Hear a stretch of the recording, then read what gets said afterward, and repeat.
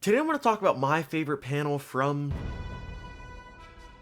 Okay, completely original joke out of the way. Gonna interrupt myself here just to state that there are spoilers for the comics, so if you're not caught up to the comics, what are you doing? Go read it now, please. This hasn't happened in the show yet, and won't happen for a few more years, until about season 5 or 6. It happens in chapter 126 of the comic. To me, this panel is not the best looking artistically, it's not the most gory scene or grand double spread with amazing art. This panel is my favorite because of Mark Grayson, because of Invincible. To me, this panel solidifies who Mark is. It shows what and who he values. But to understand what and who he values, you need to understand what's going on in his life at the time. During this period of Mark's life, he's living on an alien planet with Eve and his newly born daughter, Tara. Mark and Eve had to leave Earth because of some reasons. But aside from that little problem, Mark is enjoying life. He gets to live day to day with Eve.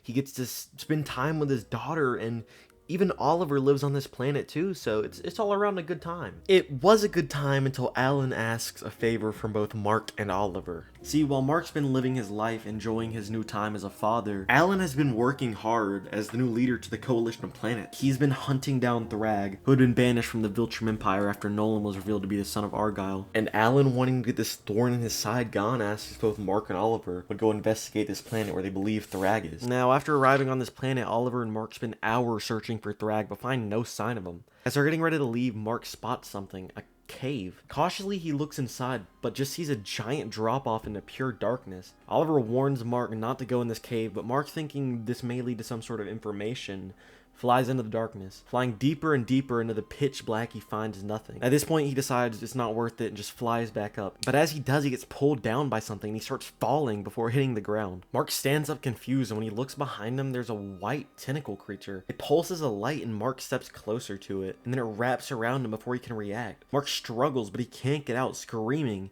It fades to black. And when Mark comes to, he's confused. He's sitting on a toilet in his bathroom back on Earth. How is he here? He doesn't understand. Mark leaves the bathroom and realizes he's not just on Earth. He's in the past, the same day he got his powers. Now, rightfully, Mark isn't happy with this. He's annoyed, frustrated, and angry.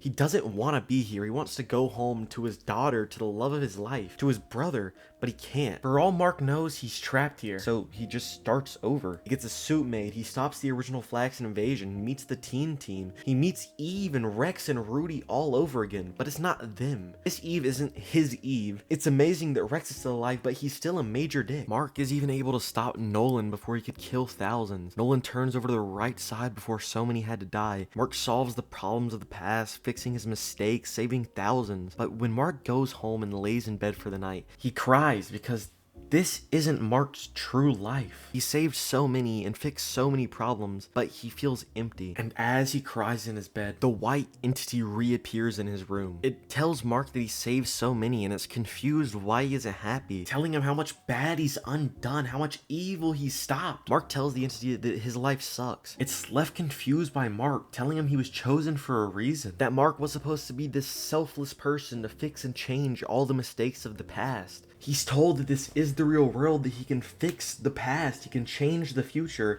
but he can't be forced. He has an option to change the past for the better of the future, or to go back to his real life. Mark thinks for a moment before making his decision, and his choice is no.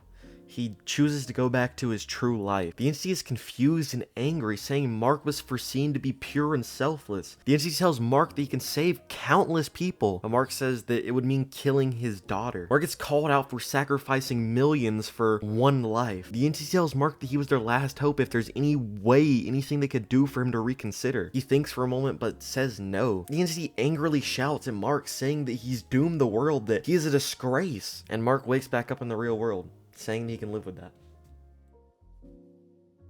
But now that I caught you up on Mark's life and you have the background, I can explain why this is my favorite moment in the series. Now, really, this is more of like a group of panels, a moment in the series, but I feel like the panel that I chose does encompass it the most, and also just like a group of panels, it doesn't sound as good as, you know, my favorite panel in the entire series. You know what Oh, brother, this guy stinks! Throughout the entire series, we see Mark go through so much. He makes mistakes, people die because of him, his loved ones get hurt. So him being a hero and wanting to be better and fix these mistakes makes you think that if given the chance, he would be excited, be thrilled to fix it all, but he's not. Because Mark isn't a perfect hero who's willing to sacrifice everything for the good of the world. Mark obviously wants to do good, he wants to save people, but Mark, more than that, wants to protect his family. And for that, I think Mark Grayson, Invincible, is one of the most relatable hero characters we see in fiction. I'm not saying that like, you know, we relate to getting beat half to death every episode. I'm saying that as in, we would want to protect our friends and family and do some good along the way. I would like to feel that most people, if they were heroes, would be like Mark Grayson. Of course, there are truly selfless people who would be willing to sacrifice their lives, but most people really and selfishly want to protect their family over others.